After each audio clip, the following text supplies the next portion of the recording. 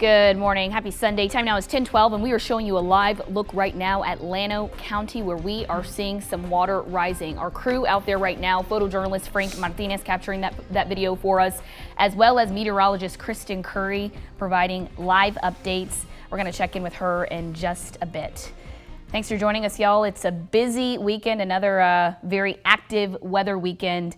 We've got all of our meteorologists here this morning in the field. As we said, Kristen Curry, you guys here tracking everything for us now. How's the threat looking as of right now? Intensity of the rain, Rich and I have been watching it closely. It started to go down a little bit, which is what we want to see.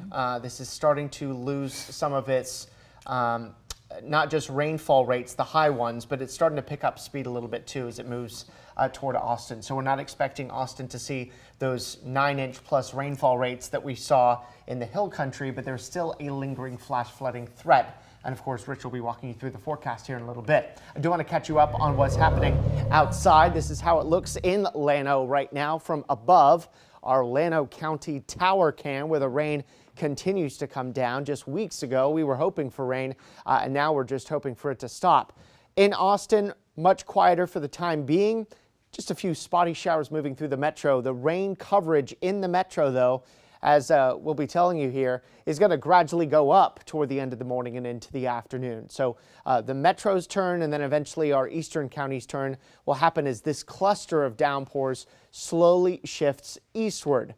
For the time being, though, we've got all these flash flood warnings for the hill country and some areas of locally heavy rain. There's also some areas where the color here turns green. That's more of a light to moderate rain. That's not so terrible, but you get the yellows and oranges and reds mixed in, like in the leading edge of these downpours, and that's the heavier stuff where you get some of the lightning too, like in Blanco County and much of Burnett County that is now knocking on the door of entering the western metro. In fact, parts of western Williamson County getting on some rain. So these are all the flash flood warnings. Most of them expire around noon or 12:15, although what's happened a lot here so far this morning is that they come close to expiration time, and then the National Weather Service extends them yet again because the rain is still falling in those counties. But for those of you under flash flood warnings, remember this all day long today as the rain continues. Turn around, don't drown, staying where you are and at your house is not a bad idea if you're under a flash flood warning.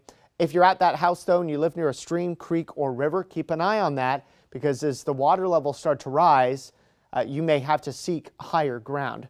So all of these things certainly worth remembering. Having multiple ways to receive weather warnings is key as well. The KXAN weather app, making sure those wireless emergency alerts on your phone are turned on. It's not any good having them if you've got them off. And then a weather radio is really helpful as well. Meteorologist Rich Siegel going to take us through the rest of our day. All right, thank you, Nick. We are looking again at the flood watch for most of our viewing area until 7 o'clock this evening.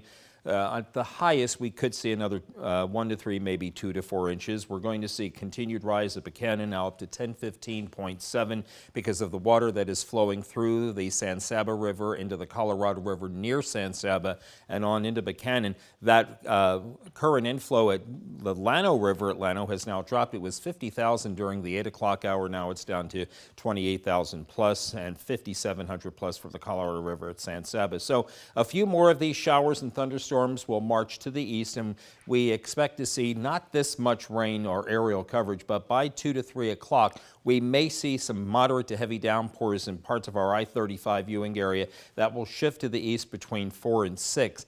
Again, possible brief heavy downpours in even our eastern viewing area, then things will kind of wrap up at 9 to 10 o'clock. But I don't think we'll see this at 11 to midnight. I think we're going to be seeing a winding down of the precipitation during the late night hours, and then we'll see a little more rain tomorrow afternoon on into the early evening hours, and then things will start to taper. Again, this is overblowing things for 11 o'clock tomorrow night, but it was the model of choice, at least for this particular go-round. As far as how much more rain we could see on top of what we've seen this morning, There, for most of our area, I think we see another an inch to maybe 3 on the highest end, but there may be a few totals in some of those heavy downpours where we see a little more than that. But I don't think we'll get 4 1/4 at Vernon. I don't think we'll get an inch and 2/3 at Giddings, but nor that 3 at Dripping Springs. But you get the idea that we're going to see a little more rain here before the next 2 days are over. And then there's a little bit of rain forecast for Tuesday and then for Saturday as well. 70% chance continues today with the high in the upper 80s. We'll be in the low 90s tomorrow and low to mid 90s Tuesday with lower rain chances each day. And then we are dry Wednesday, Thursday, Friday with another low chance of rain on Saturday.